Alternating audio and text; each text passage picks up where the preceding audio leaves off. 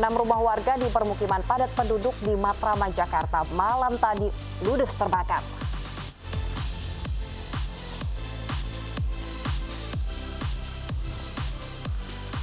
Selain Polda Metro Jaya, Polda Jawa Barat juga akan memanggil Rizik Syihab untuk diperiksa.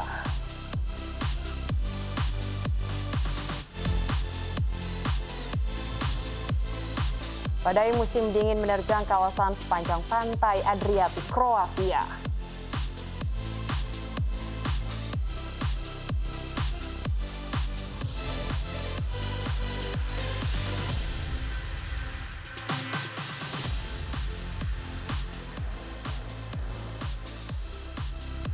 Halo, selamat pagi pemirsa. Kami hadir kembali dalam iNews Pagi melengkapi informasi Anda pada pagi hari ini. Ya, selain 3 berita utama tadi pemirsa, kami juga hadirkan informasi penting lain. Di antaranya 1,2 juta dosis vaksin produksi Sinovac tiba di tanah air. Pemerintah membuat petunjuk teknis pelaksanaan vaksinasi. Bersama saya Pram Senjaya. Dan saya Salsabila Syaira. Inilah iNews Pagi selengkapnya untuk Anda.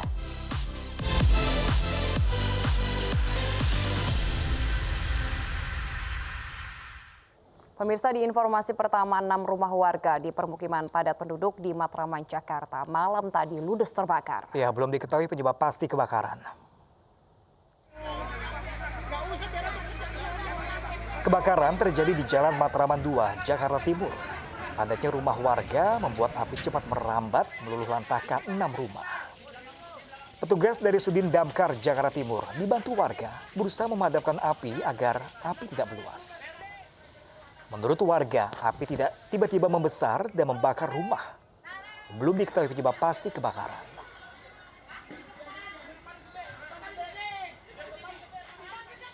Sementara itu, pemirsa, kebakaran terjadi di sebuah pabrik tekstil di Kabupaten Bandung Barat, Jawa Barat. Dan banyaknya kain di dalam pabrik membuat api cepat membesar.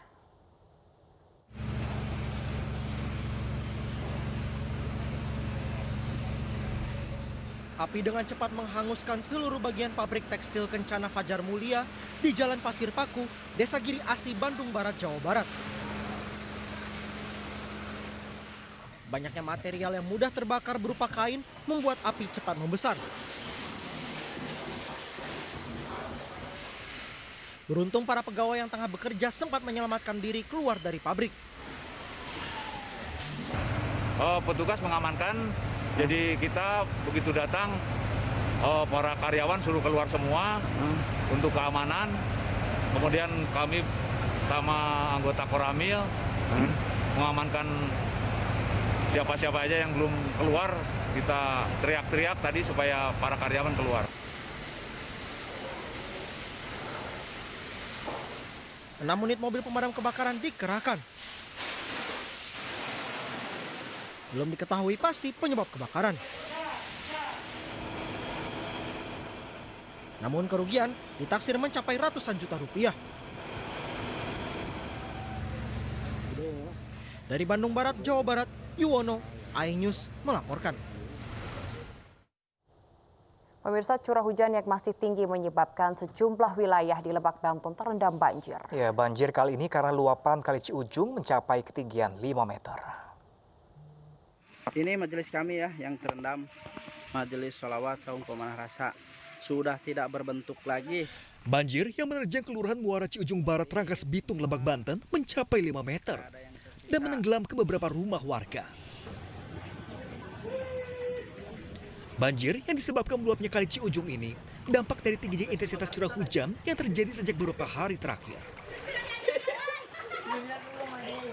Akibatnya, ratusan warga mengungsi karena banjir yang terus meninggi. Rata-rata korban banjir merupakan warga yang tinggal di pinggir Sungai Ciujung. Kondisi air naik dari kemarin sore ya. Terus yang parah-parahnya itu semalam. Terus malam. Ya. Terus ini ketinggian air mencapai berapa meter sih, Pak Ustadz? 5 meter.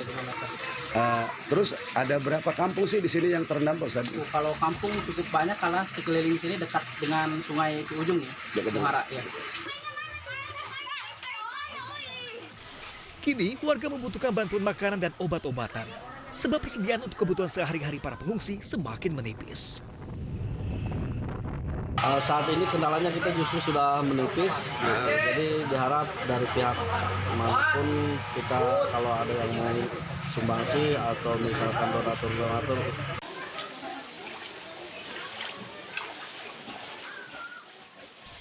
Tidak hanya di Lebak, banjir juga meluas ke wilayah Pandeglang, Banten.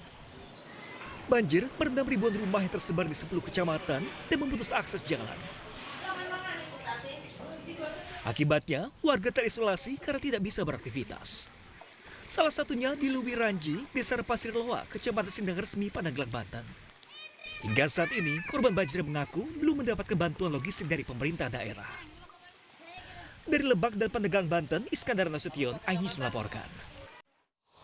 Sementara itu pemirsa, sebuah kapal motor yang bermuatan tabung gas LPG ukuran 3 kg tenggelam di perairan Tanjung Langka, Pulau Bangka, Kepulauan Bangka, Belitung. Dan 5 anak buah kapal berhasil diselamatkan oleh kapal patroli TNI Angkatan Laut yang tengah berjaga berpatroli.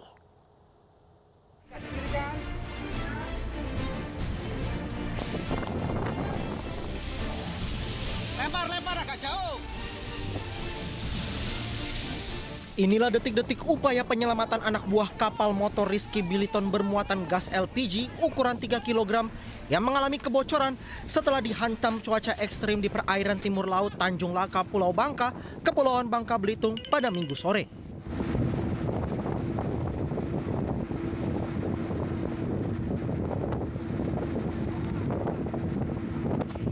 Anggota TNI Angkatan Laut yang tengah berpatroli di sekitar lokasi berhasil mengevakuasi 5 ABK ini. Usai dievakuasi, kelima ABK dibawa ke Pelabuhan Pangkal Balam, Pangkal Pinang untuk pemeriksaan kesehatan.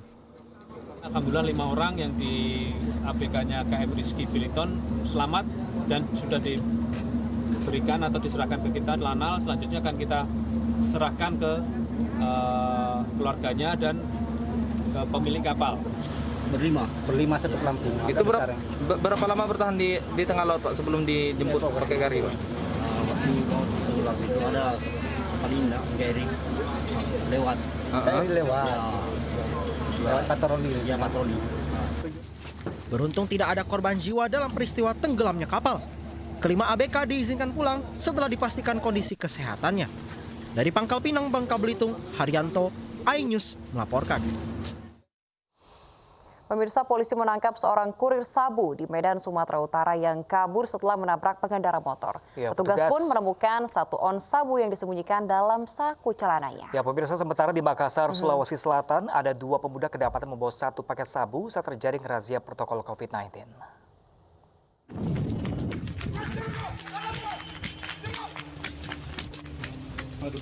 Inilah detik-detik seorang kurir sabu ditangkap petugas Satreskrim Polsek Medan Timur dibantu warga usai menabrak pengendara motor di Jalan Al-Falah, Medan, Sumatera Utara. Pelaku tidak berkutik saat ditangkap.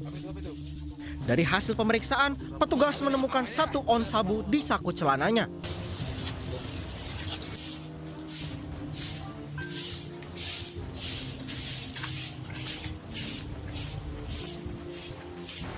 Kepada petugas, pelaku mengaku hanya disuruh seseorang untuk mengantarkan sabu kepada pemesan dan akan mendapatkan imbalan 2 juta rupiah. Penangkapan kita lakukan setelah mengikuti tersangka kurir narkoba ini Februari. Namun pada saat pengejaran itu kemarin dan dibantu oleh masyarakat, kita dapat menangkap seorang kurir yang berinisial Edi. Guna pemeriksaan lebih lanjut, pelaku beserta barang bukti digelandang ke Polsek Medan Timur. Dari Medan, Sumatera Utara, Adi Palapa Harahap, iNews melaporkan. Diduga korban mutilasi, warga perumahan Bumi Satria Kencana Bekasi dikejutkan dengan penemuan sesosok mayat pria tanpa kepala dan juga kaki.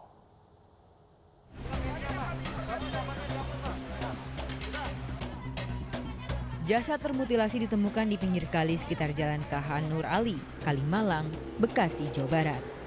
Jasad pria tanpa identitas ini pertama kali ditemukan pemilik bengkel yang hendak membuka kiosnya. Pemilik bengkel curiga dengan ceceran darah dan gunting yang berada di depan kiosnya. Ibu bengkel, bengkel jam 8, dia teriak-teriak, ada mayat gitu. Nah, ikut dorong pada keluar kan, bener apa kagak. Terus masih tegesin dia, mayat. Kalau dicek kondisi mayatnya gimana Pak? Ya gitu, kaki dua-duanya nggak ada, cuma tangan kanan doang yang sebelah ada, leher nggak, kepala nggak ada. Tak lama dari penemuan jasad termutilasi, warga Perumnas 2 Bekasi Selatan digemparkan penemuan potongan tangan manusia.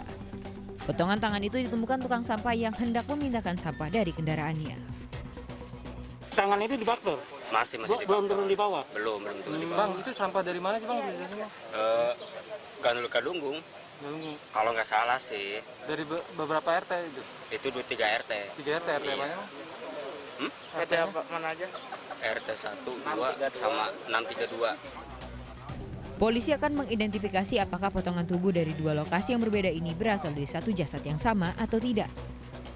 Mendapatkan potongan lengan kiri di salah satu tempat sampah di RT 1 RW 13 Kelurahan Karuringin oleh petugas sampah. Tentunya informasi ini akan kita tindak lanjuti apakah memang lengan yang ditemukan identik dengan korban mutilasi yang sebelumnya ditemukan. Dari penyelidikan sementara, polisi menduga korban baru dibunuh beberapa jam sebelum ditemukan. Kini potongan tubuh dan tangan dibawa ke Rumah Sakit Polri Kramat Jati untuk autopsi. Polisi juga menemukan barang bukti gunting yang diduga dipakai pelaku untuk membunuh korban dan baju yang dikenakan korban. Dari Bekasi, Jawa Barat, Tim Liputan iNews melaporkan. Ya pemirsa, masih dari Bekasi, Jawa Barat, seorang bocah berusia 7 tahun diduga dianiaya oleh ayah tirinya. Kasus pun terungkap setelah suara teriakan bocah tersebut direkam oleh tetangga depan rumahnya dan viral di media sosial.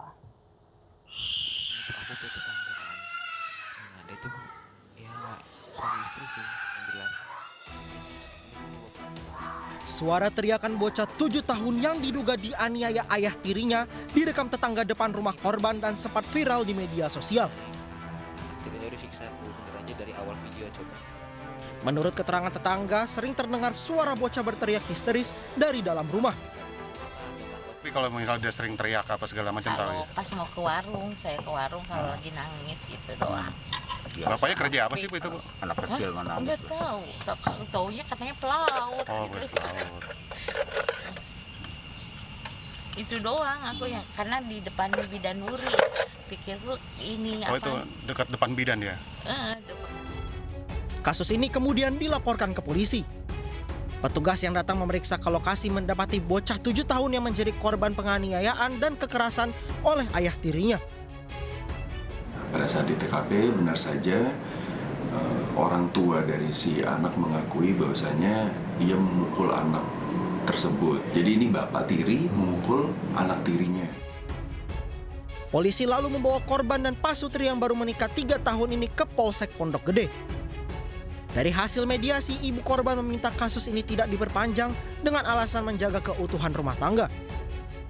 Di hadapan polisi, pelaku juga membuat surat perjanjian bahwa dirinya tidak akan mengulangi kekerasan terhadap anak tirinya. Kasus ini sendiri masih dalam pemantauan Polsek Pondok Gede. Dari Bekasi, Jawa Barat, Rahmat Hidayat, iNews melaporkan. Dan sementara itu pemirsa, ayah dan anak di Prabu Mulih, Sumatera Selatan tega menganiaya seorang pria yang masih satu keluarga dengan mereka hingga tewas. Ya, peristiwa ini terjadi akibat pelaku dituduh mencuri ayam milik korban.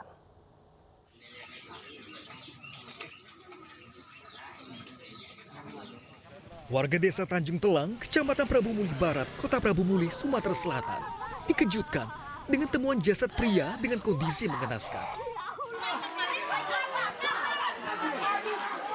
Warga korban pun histeris, tak kuasa menahan tangis, mengetahui anggota keluarganya tewas bersimbah darah. Pelaku bukan lain adalah ayah dan anak yang masih memiliki hubungan keluarga dengan korban. Penganiayaan yang berujung kematian ini karena tersangka tidak terima dituduh mencuri seekor ayam milik korban. Korban mendatangi kediaman pelaku, beradu mulut hingga terjadi penganiayaan yang dilakukan ayah dan anak tersebut. Berkelahi itu pasalnya apa? Nah, ada tahu aku Pak masalahnya, tapi pas kata dijelas ke polisi waktu nemuin aku di sini kemarin, katanya gara-gara ayam. tuduhan korban bahwa tersangka dituduh mencuri ayam, ya, nyolong ayam. Korban langsung meninggal dunia di tempat. Ini kejadian sepele ini menyebabkan korban meninggal dunia, hanya tuduhan mencuri ayam. Akibat perbuatannya, kedua pelaku dijerat dengan pasal pengeroyokan yang mengakibatkan korban tewas dengan ancaman hukuman 12 tahun penjara. Dari Prabu Mulih, Sumatera Selatan, Beri Brima, iNews melaporkan. Ya, pemirsa, pasangan suami istri melaporkan pihak rumah sakit tempat bayinya dilahirkan ke polisi lantaran curiga bayi mereka tertukar. Ya, orang tua curiga karena selang 3 hari rambut bayi yang baru dilahirkan bertumbuh lebat.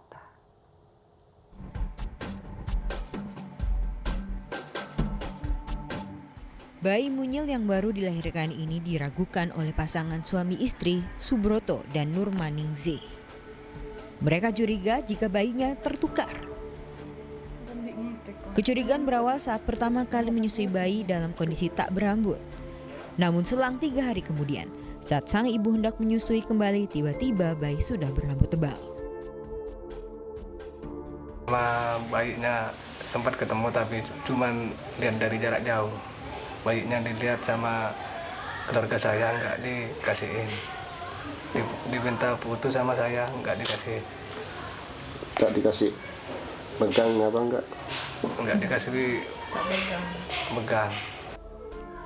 Pasangan suami istri ini melaporkan pihak Rumah Sakit Umum Daerah Dr. Muhammad Anwar Sumeneb ke polisi. Tim DVI Polda Jawa Timur pun mengambil sampel DNA di Poliklinik Mapolres Sumeneb, Madura, Jawa Timur. Dari pihak keluarga terkait ada dugaan bayi tersebut tertukar yang mana awalnya si ibu ini pada saat menyusui bayinya tidak ada rambutnya. Hari pertama itu tidak ada rambutnya, menyusui hari pertama, dan hari kedua pada saat menyusui itu bayinya ada tumbuh rambut, sehingga pelapor ini, ibu ini merasa itu bukan bayinya. Hingga kini orang tua bayi masih menunggu waktu sebulan untuk hasil tes DNA guna mengungkap kecurigaan mereka. Dari Sumeneb, Jawa Timur, Abdul Rahman, iNews melaporkan. Pemirsa, polisi membantah ada rekayasa di balik insiden penyerangan yang diduga dilakukan simpatisan FPI sehingga menyebabkan 6 orang tewas. Dan itu bukan rekayasa. Informasi selengkapnya sesaat lagi pemirsa, tetaplah bersama kami di iNews Pagi.